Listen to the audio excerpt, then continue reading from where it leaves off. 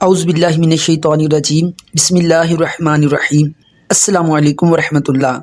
معزز ناظرین، امید کرتا ہوں آپ خیریت سے ہوں گے۔ ناظرین، فطری طور پر کوئی بھی انسان یہ پسند نہیں کرتا کہ کوئی اس پر لعنت کرے یا اس پر لعنت بھیجے۔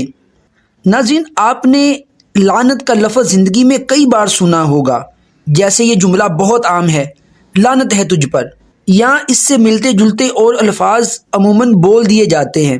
اس کے علاوہ قرآن و حدیث میں بھی لعنت لفظ کا ذکر کئی بار آیا ہے۔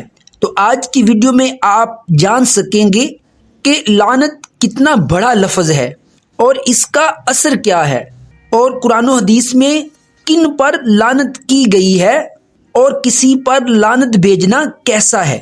ناظرین، سب سے پہلے تو یہ سمجھیں کہ لعنت سے کیا مراد ہے۔ لعنت عربی زبان کا اسم ہے۔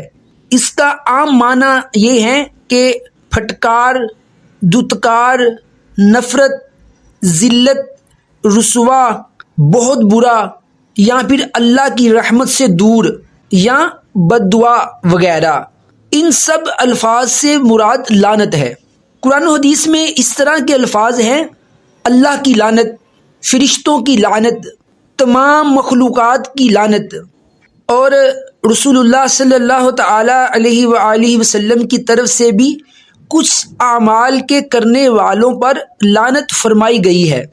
ناظرین، بغیر شرعی عذر یعنی صحیح وجہ کے کسی پر لعنت کرنا نہایت غلط ہے۔ لعنت اتنی بڑی بد دعا ہے، اس کا اندازہ اس حدیث پاک سے لگائیے۔ رسول اللہ صلی اللہ تعالی علیہ وآلہ وسلم نے فرمایا، لعن المؤمن کا قتل ہی، یعنی مومن پر لعنت کرنا اسے قتل کرنے کی طرح ہے۔ اس حدیث پاک کی شرح میں علامہ عبد الرحمن مناوی رحمۃ اللہ تعالی علیہ فرماتے ہیں، بغیر شرعی عذر کے کسی پر لعنت کرنے کے گناہ کو قتل کرنے کے گناہ کا درجہ دیا گیا ہے، لیکن اکثر دیکھتے ہیں کہ لوگ بلا جھجک ایک دوسرے پر لعنت کرتے رہتے ہیں۔ حدیث پاک کا مفہوم ہے، رسول اللہ صلی اللہ تعالی علیہ وآلہ وسلم نے فرمایا، جس نے کسی پر لعنت کی جس کا وہ اہل نہ ہو تو وہ لعنت اس پر لوٹ آئے گی، یعنی کرنے والے پر۔ حضرت علامہ مولانا نقی علی خان رحمۃ اللہ تعالی علیہ فرماتے ہیں، کسی پر لعنت کرنا ثواب نہیں، اور قرآن و حدیث میں جہاں لعنت کا فرمایا گیا ہے وہاں وہ اعمال بتائے گئے ہیں جس کی وجہ سے کرنے والا لعنت کا مستحق ٹھہرے گا۔ یعنی اگر کوئی ایسا فعل یا گناہ کرے گا تو اس پر لعنت ہوگی، کیونکہ یہ بہت برا فعل ہے، اس سے بچا جائے، اور جو ایسے کاموں سے بچا رہے گا وہ لعنت سے بچا رہے گا۔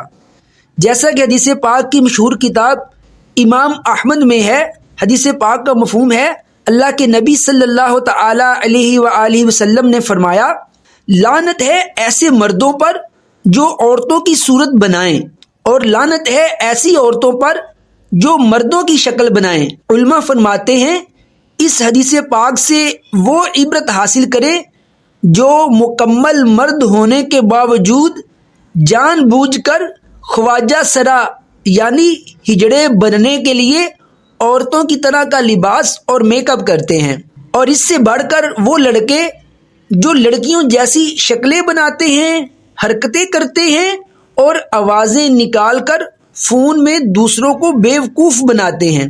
حدیث پاک کے واضح الفاظ ہیں کہ رسول اللہ صلی اللہ تعالی علیہ وآلہ وسلم نے فرمایا، زنانہ مردوں پر لعنت ہے۔ مزید میں آپ کو مختصر یہاں بتا دیتا ہوں کہ قرآن و حدیث میں کن اعمال کے کرنے والوں پر لعنت کی گئی ہے۔